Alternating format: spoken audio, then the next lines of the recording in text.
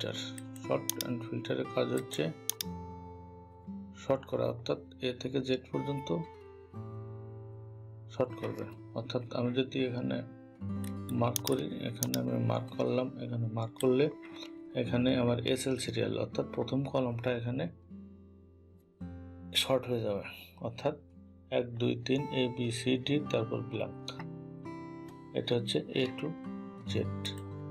রাগটা আছে জেড থেকে এ। জেড থেকে এ হচ্ছে এখানে, এখানে যেটা হয়েছে এখানে জেড থেকে উল্টা, অর্থাৎ উপর থেকে, এখানে উপর থেকে নিচ আর এখানে নিচ থেকে উপর।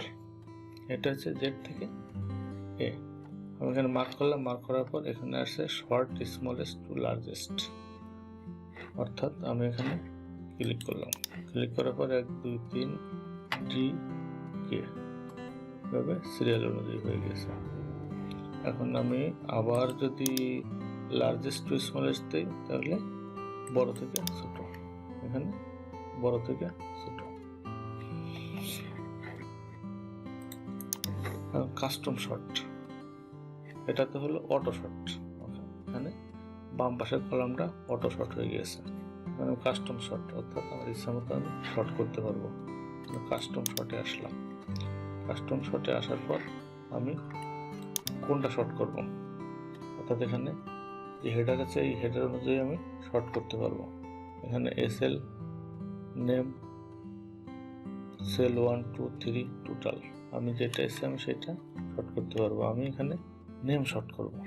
আমি এখানে শর্ট বাইরে এখানে ড্রপ ডাউনে ক্লিক করলাম, ক্লিক করার পর নেমে ক্লিক করলাম, ক্লিক করার পর এখানে জেড টু এ আছে, আমি এখানে এ টু জেড করে দিলাম।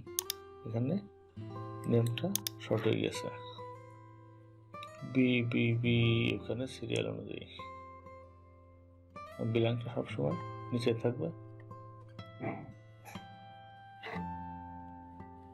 এখন আমি যদি আবার টোটালটা শর্ট করতে চাই তাহলে আমি আবার কাস্টমসে আসলাম, কাস্টমস থেকে এখানে ড্রপ ডাউন থেকে এখানে টোটাল থেকে এখানে এই স্মল থেকে লার্জেস্ট অর্থাৎ এবিসি আমি ওকে করলাম। এখানে স্মল থেকে লার্জেস্ট 372 471 573 এভাবে সিরিয়াল অনুযায়ী এভাবে শর্ট করা যায়। এবার আসি ফিল্টার। আমি এখানে এই হেডারগুলোকে আমি মার্ক করে নিলাম, মার্ক করে নেওয়ার পরে আমি এখানে আসলাম, এখানে আমি ফিল্টারে ক্লিক করলাম, এখানে আমি ফিল্টারে ক্লিক করলাম। ফিল্টারে ক্লিক করলে এখানে অনেকগুলো চিহ্ন এসেছে। এটা হচ্ছে ফিল্টারের চিহ্ন। মানে ফিল্টারের কাজ হচ্ছে এখানে অনেক ধরনের নাম, অনেক ধরনের সংখ্যা, অনেক কিছু থাকে। সেখান থেকে আমি ফিল্টার করে আমার শুধু যেগুলো দরকার আমি সেইগুলো দেখতে পারি। এখানে আমি নেমের এখানে আমি ড্রপ ডাউনে ক্লিক করলাম, ক্লিক করার পর এখানে সিলেক্ট অল, এই সিলেক্ট অল আমি আনসিলেক্ট করলাম। সিলেক্ট করার পর আমি এখানে কোনটা দেখতে চাই, আমি এখানে বাদশা দেখতে চাই, আমি বাদশা ক্লিক করলাম, ক্লিক করার পর ওকে, এখানে শুধু বাদশাই দেখাবে। আমি এখানে আবার ক্লিক করলাম, এখানে আমি আনসিলেক্ট করলাম, আনসিলেক্ট করার পর আমি এখানে কি দেখতে চাই, আমি এখানে সালেক্ট দেখতে চাই। আমি এখানে সালেক্ট ক্লিক করলাম, ওকে, এখানে সালেক্ট দেখাচ্ছে। অর্থাৎ এখানে যেগুলো আমি দেখতে চাবো শুধুমাত্র সেইগুলো দেখাবে। এখানে সবগুলো একই চিহ্ন কিন্তু এটা আলাদা চিহ্ন। এই আলাদা চিহ্নের কারণ হচ্ছে এখানে ফিল্টার করাগুলো দেখাচ্ছে এবং অনেকগুলো এখানে হাইড করা আছে, তাই এই চিহ্নটা দেখাচ্ছে। আমি এখানে আবার আসলাম, আবার আসার পর এখানে সিলেক্ট অল ক্লিক করলাম, ওকে করলাম, সবগুলো চলে এসেছে। এখন আমি যদি এই ফিল্টারগুলো উঠাতে চাই আমি এখান থেকে আবার শর্ট অ্যান্ড ফিল্টারে আসলাম, ফিল্টারে আসার পর এখানে ফিল্টার ক্লিক করলে এখানে এগুলো উঠে যাবে।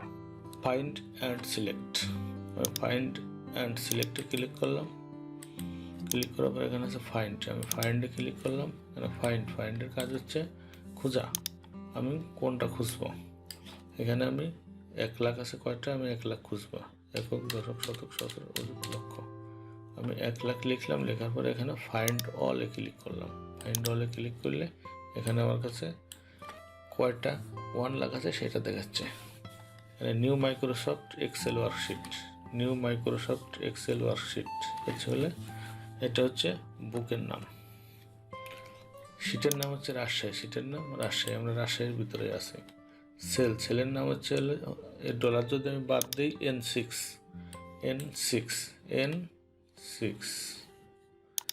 অথবা আমি যদি এখানে ক্লিক করি এখানে লেখা দেখাবে N6। আর F12 এখানে যদি আমি ক্লিক করি F12 দেখাবে F12। এইভাবে আমরা ফাইন্ডগুলো বুঝতে পারি। ফাইন্ডের পরে আসছে রিপ্লেস।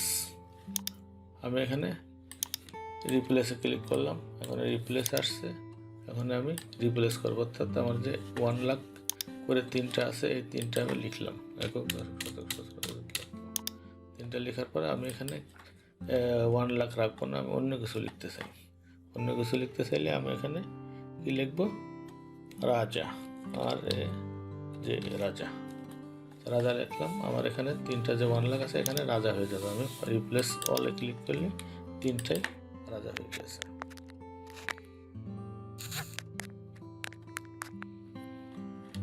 আমি এটা ক্লোজ করে দিলাম।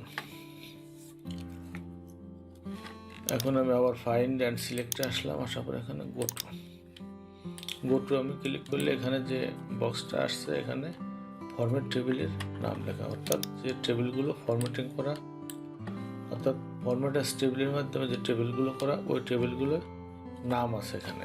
আমি এখানে যদি ক্লিক করি আমার ওখানে নিয়ে যাবে, যেখানে ফরম্যাট টেবিল 4 আছে সেখানে নিয়ে যাবে, ফরম্যাট টেবিল 4। ওকে, ফরম্যাট টেবিল 4, এটা হচ্ছে ফরম্যাট টেবিল 3।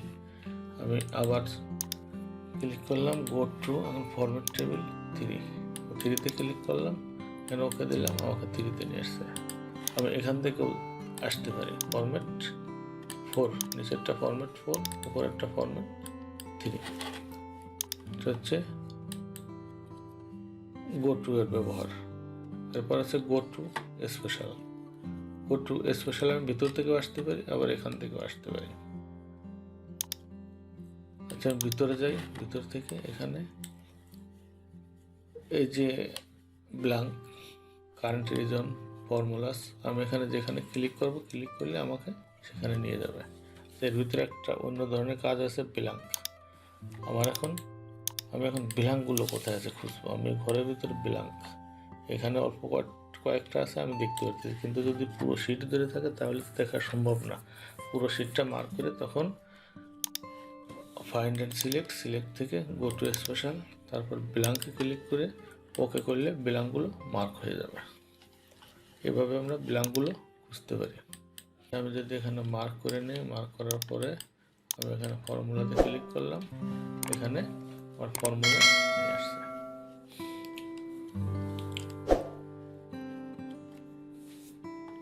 আমি আবার ফাইন্ড অ্যান্ড সিলেক্টে আসলাম, আসার পর কমেন্ট, যেখানে কমেন্ট থাকবে কমেন্টে নিয়ে যাবে।